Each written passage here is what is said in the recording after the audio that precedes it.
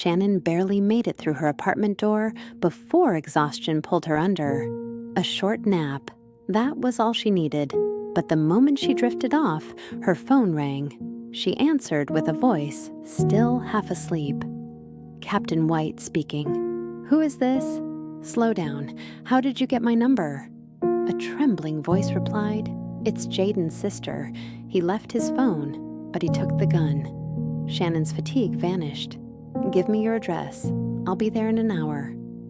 The house was small, quiet, and too clean, the kind of clean that comes from trying to hold life together with shaking hands. A young woman opened the door. "Hi, I'm Captain White. Is Jaden's mother home?" "I'm his mother." Shannon blinked. She looked like a teenager wearing adult worry. Later, Shannon would learn the truth.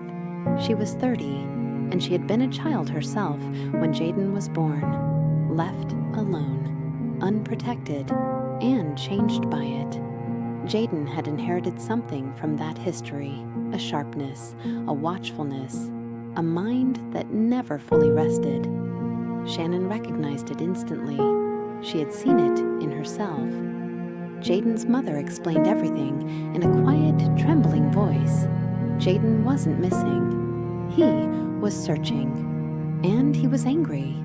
Weeks earlier, Jaden had gone to visit his father under the pretense of reconciliation. But reconciliation was never the point.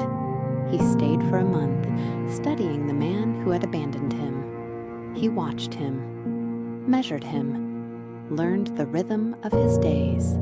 His father never knew Jaden had been a star baseball player, never knew anything really. Jaden kept his life locked behind a wall of silence. On the last night, Jaden said, "Dad, let's hit some baseballs at the park."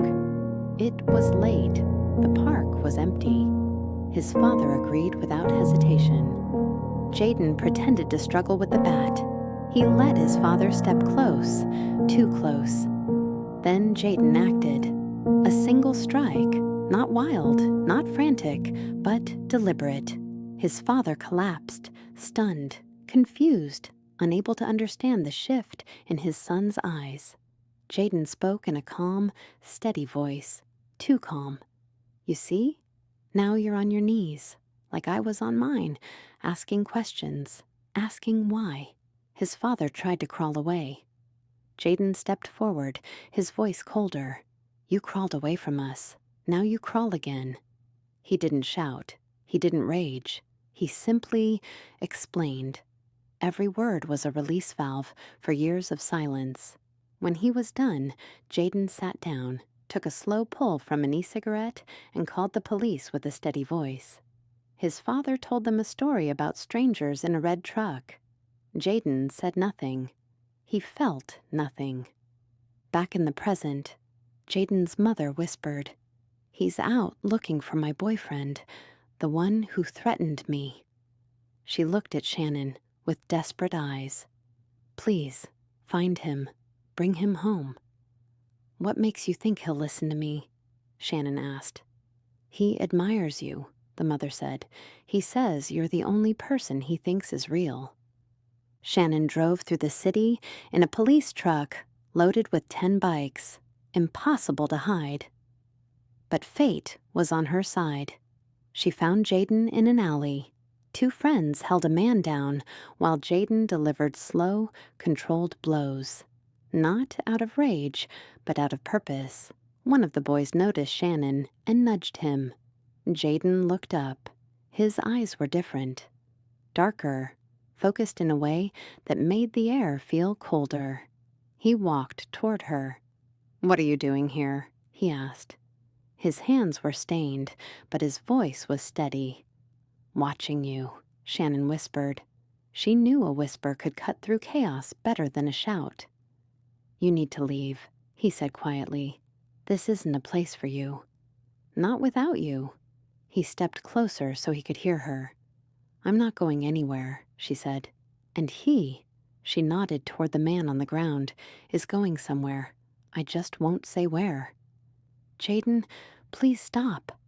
No one had ever asked him like that. Not gently. Not with authority.